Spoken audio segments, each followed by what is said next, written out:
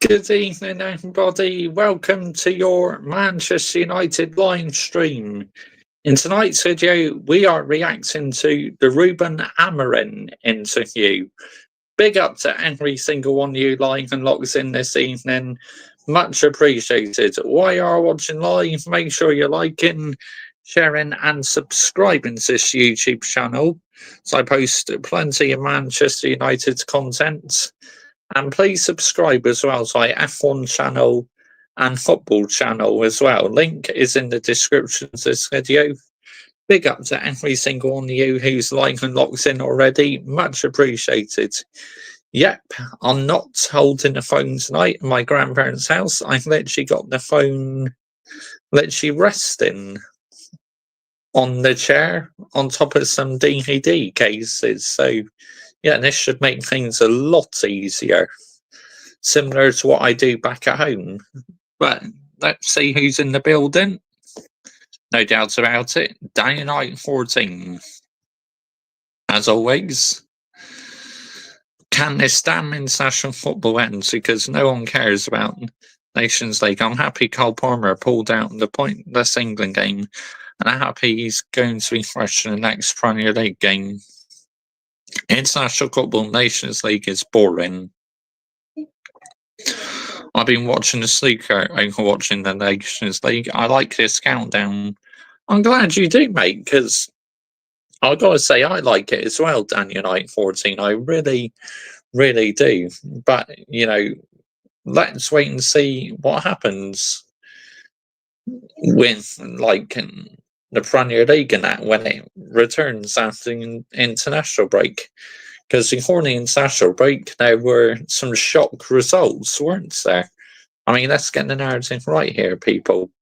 But yeah, big up to every single one of you live and locks in, as we are tonight reacting to the Ruben Amorim interview. Yes, the new Manchester United manager has done his first interview, so that's absolutely fantastic, and we're going to be reacting to it. And I'm just going to have a cup of my coffee. Sip of my coffee. Oh, that's a bit hot. Oh, that's better. That's nice. That's good stuff, man. Lovely. But big up to every single one of you who's here for the Ruben Amorim interview reaction. I'm so excited for this. I really am. When do Manchester United will return to training? Have not been way with England. I think they've been training already, mate. I think Ruben Amorim's already done a training session with the team. So, yeah. But let's see what he's been saying. Smash the likes as well, as that also helps my YouTube channel out an awful lot. And make sure you're hitting the subscribe button. Nice decaffeinated coffee, this is. Lovely. Do you like a cup of decaffeinated coffee? That's just my personal phone, by the way, going off, so don't you worry about that. Just a Facebook notification. Beautiful. Right, let's get on with the interview. You need to fix your medical issues at Manchester United. That is the next job at your club you support. Yes, mate, I agree. The medical issues definitely need to be sorted out. Right, let's see. Put this cushion in my back. It's be a bit more comfortable, won't it? Yeah, there we go. That's better. Right. So this is what I have to say. I'm excited for this. I really am. I've not watched anything. You know, this is going to be literally an instant reaction.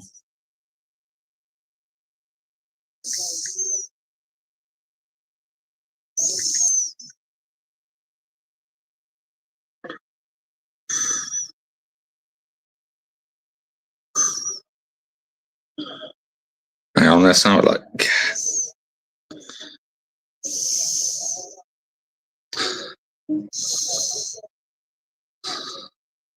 I want to hear a full interview, which we should be able to. If not, then I'll just go somewhere else.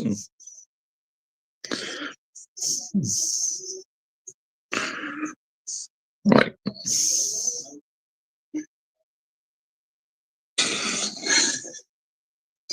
Here we go. Here it is. Do you think Ruben Amorim will use trust the process? I have no idea, mate. Right, let's go. What do you think? It's you watch on TV and you know that it's big and it's impressive, but when you are here, you can feel it, and I think you feel the history. I'm really, really proud to be a Manchester United coach. So it's amazing. It's a real an honor. There's a weight to the place, but it should lift you up. That's really funny because I feel very relaxed. Maybe because it's not game day. When we have a game, I'm a different guy. But I really don't feel the weight. I'm really excited and I'm quite relaxed. I think I am. See, I'm liking the sound of that. He doesn't feel the weight, like the pressure he's going to be under that. I like that. That sounds encouraging. No, it's supposed to be. That's the feeling.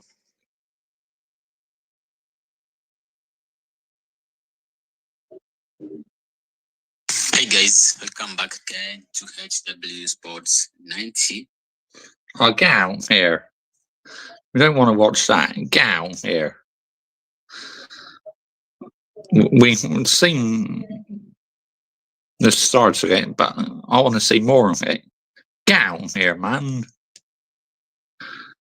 Real talk. What the fucking heck are we doing here?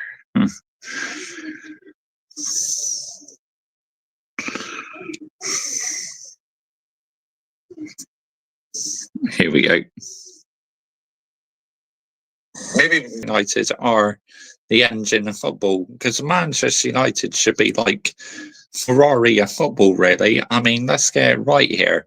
You know, red, mentally, and elite football club. So, yeah, I like the sound of that, man. Using some very sensible words. I'm curious to hear the rest of it.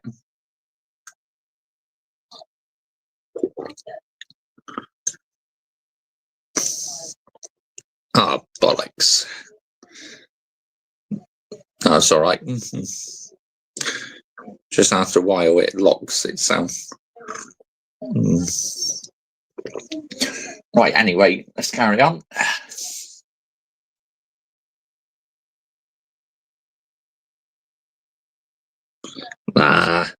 Play. Fucking heck, man.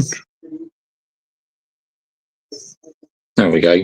Of the place and the stuff as a training ground. Here is for match days, and it might seem like you feel at home and relaxed already, but Carrington is where you'll mainly be, and it's being redeveloped. The most important thing is the feeling of belonging of the club, and we have history in that department. You want a very strong link between the academy and the first team coming together. I think it's important because a lot of people now talk about the 3-4-3 and the 4-3-3 and all that stuff. But when I think as a player or as a team of Manchester United, is not a system of formation. It's like the character of the players, the way they see the club. So we have to focus on that before the everything of the how we play, how we press. The most important thing for me at this moment is to create the principles, the identity, and the character that we had in the past. What drives your footballing philosophy? In one word, team. The team is the most important thing. And if you work as a team, then the talent individually is going to show. Of course, the team is the most important thing. You know, that's the number one aim in elite sport, isn't it? In the end of the day, you win as a team and you lose as a team. It's as simple as that, really. Yeah, nothing more to add on that, really. He could be in the Portugal Arteta. Well, I hope not, mate. I hope not, Danny Knight 14. Oh, cheers. Cheers, Hayden Cox. Apart from I'm wearing tracksuit bottoms instead of jeans and that. But hey go. But if I have to explain the importance of everything is the character, the way we fight, the way we play, and we must have an identity. If our players take the shirt, they will know that is the Manchester United team. Everybody thinks the same running. Identity, yep, and that sounds familiar. Similar to what Amherst has said, so that's no different, really. Back, playing, enjoying. This is what drives me. I can say the popular thing is to win. Everybody wants to win. And I want to win. Of course it is. That's the number one aim in elite sport. You know, you want to win. You want to be the best. And I'm dreaming for Manchester United to get back to that. But I'm not getting giddy about it, okay? Because I've been supporting this football club for 25 years, and this past decade or so, we've been absolutely shambolic. With my players, with the fans, but with an identity and one idea. That is the thing that I'm focused all the time. So you are playing on the bench. So is that reflected in your personality as well? Then we saw yesterday saying hello to everyone. Yeah, that matters a lot to you. Yes, because I think this is the fun part. I'm a small part of the club. I know that manager or head coach is so important in the club because you have in your hands the engine of the club. I understand that, but I want to be part of something. I don't want to be just in charge. So I want everybody together. The engine, there you go. He's just used the word engine again. Unfortunately, in football these days, you hardly get any time whatsoever. Soon as you put on that shirt for Manchester United as a player, you're under pressure immediately, and even as a manager as well. I mean, let's get the narrative right here. For me, is identity. Since day one, we will start with our identity. Of course, we are going to prepare the games, but we will focus a lot in our game model. Identity, that's he's used that word again. Again, like I said, no different really to all the others when he's first done an interview. To play, how to press, these small things, small details. You cannot go 100% on every detail because it will be confused for the players. So you can't always go 100% because eventually you were burnt out, especially near the end of the season and that. So at times you got to learn to be a bit more pragmatic. But do I like pragmatic football? No, I don't. I much rather see attacking football, but you can easily burn yourself out. If I have to say one thing, my main goal, my first goal is identity.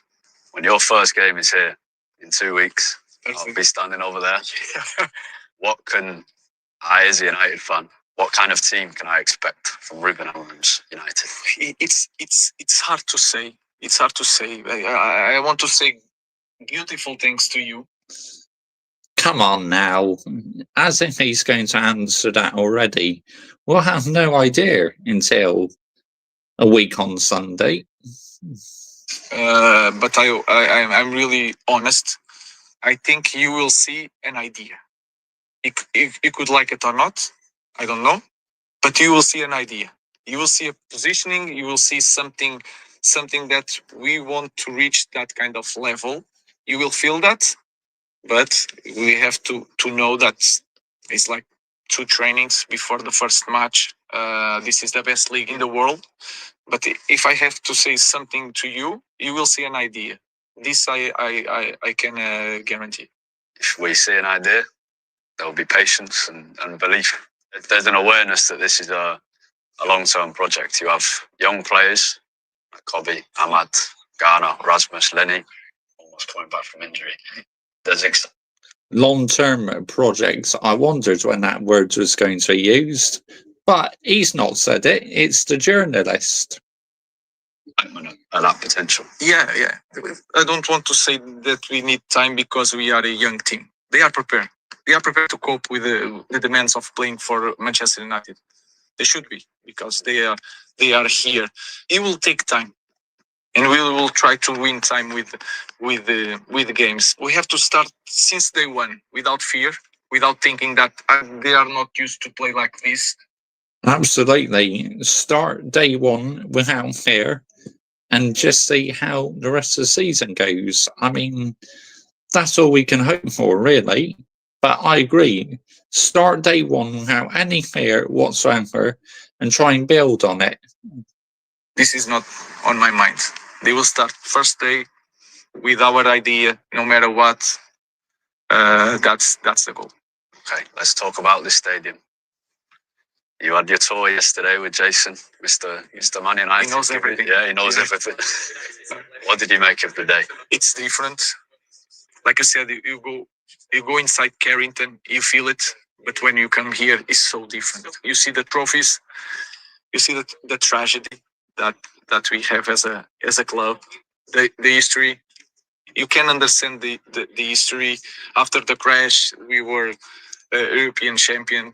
This kind of strength, I think, is important to put in our team. When the players come here, they should make the same tour with the same guy all the time. I think this is very important to do. It is one thing that they have to feel it, that this is Manchester United, and it's normal. If you are a lot of years without winning, you start losing that.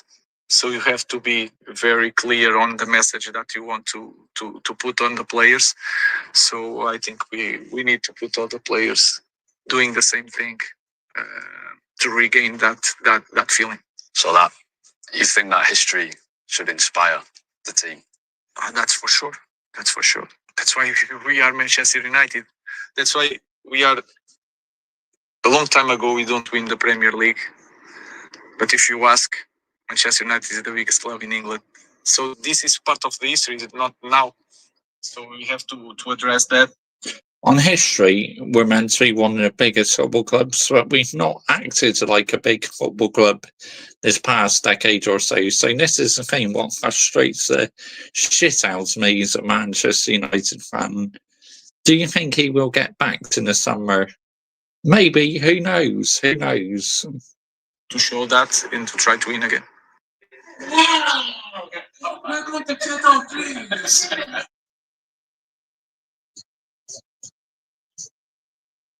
There you go. That's pretty much it. Absolutely. Wow. Now, what did I make out of that? I have to say, I think he answered some of the questions very, very well indeed, you know. And I liked the word he used, engine, because, you know, Manchester United should be an engine, you know. Think of the colour red, like Ferrari, yeah? Manchester United playing red. And literally, Manchester United should be the biggest football club in England. I mean, let's get the narrative right here. We should be like the Real Madrid of England. Pep probably will get revenge in the Manchester derby. I mean, who knows? I mean, they're not having a great time at the moment, are they? But if one team can make a comeback, that is Man City. You can just never rule them out. You really can't. Anyone who writes Man City off, well, I mean, more for you. That's all I can say. Because their team is elite. Their team has the elite mentality and always sets the standards high every year. Nice decaffeinated coffee. But I've been looking forward to the interview, and he did talk a lot of sense in there. Sometimes the journalists, I thought, put him on the spot a bit, but he answered the media very, very well. He responded to MUTV. So, yeah, that's absolutely fantastic. Ruben Amorim, has arrived. A new era has begun. Now we just got to hope it works out and see how it goes. I mean, that's all we can hope for, really, as Manchester United fans. I mean, rival fans obviously will be hoping that we'll carry on being in the muds. But, you know, me, I want my team to do well. Let's get the narrative right here, people, yeah? I don't think Man United will get top four Ruben Amorim this season. Nah, to be honest, I think the best position we're going to finish is 5th and 6th. But it's so tight. I mean, from the top 4 to about 13th and that, it's so tight. I mean, you could win a couple games and all of a sudden you can find yourselves like near the top 4 in that. So this is why it's important you pick up wins, because how tight it is. Because if others slip up and you win your matches, you're literally close to overhauling the gap and getting in the top 4, well, near the top 4 places. But it's like Ruben Amorim, now I reckon he's going to play a back 3 and play some wing backs as well, because that's what they're talking about, playing 3 at the back with wing backs. Now, that could work, but who knows? We just do not know, do we? They are not Ruben Amorim players.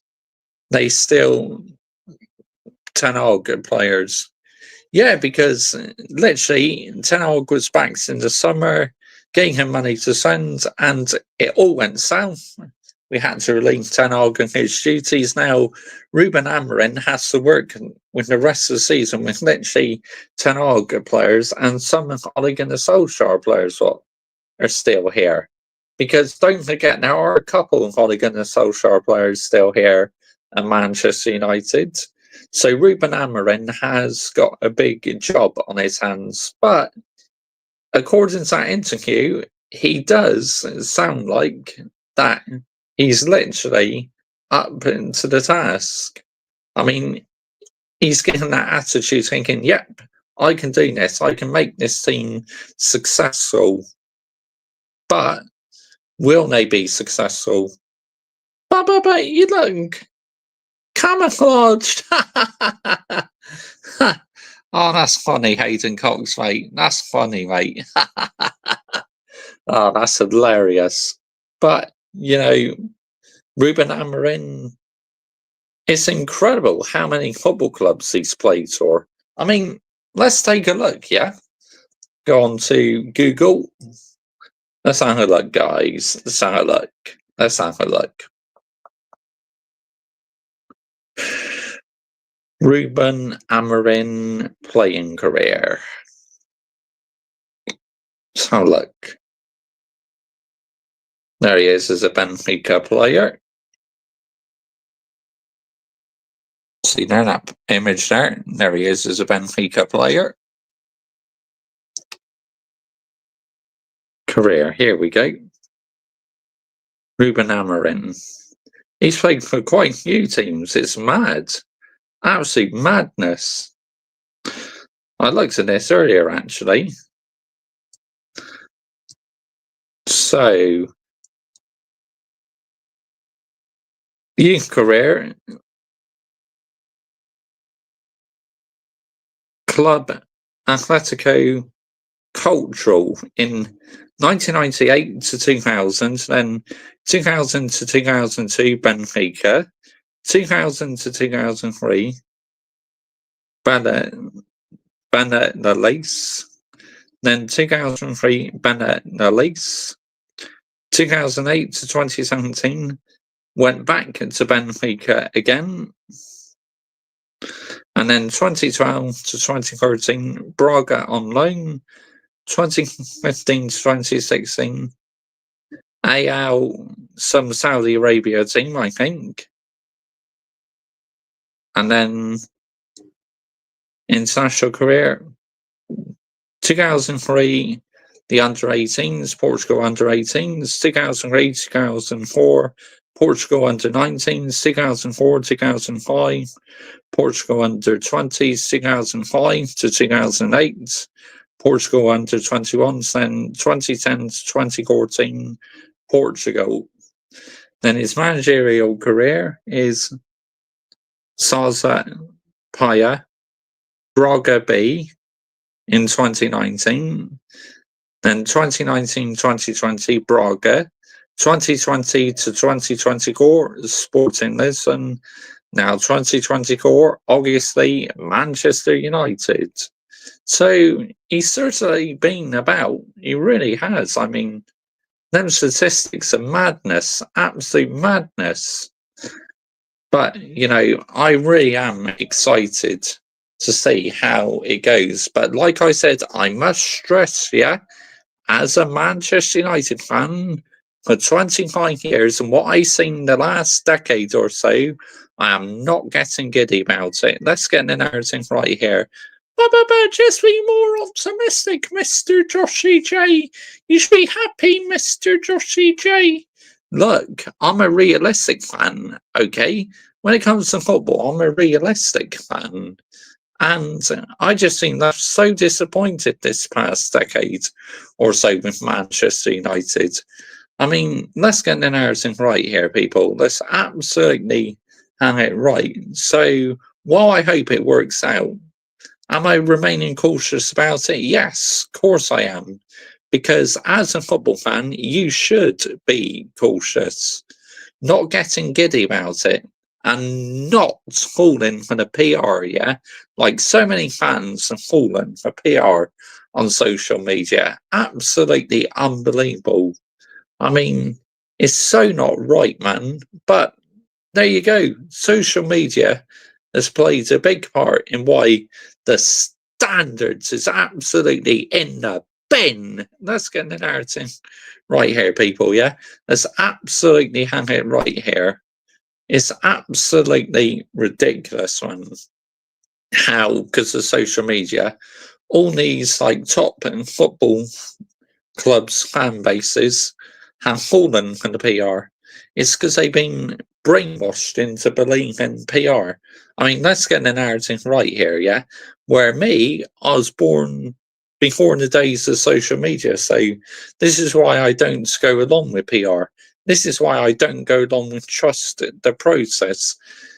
And even if some content creators say, oh, trust the process with Ruben Amorim, it'd be like, forget trust the process. It's called go down your own lane, Because as a football fan, I will go down my own lane.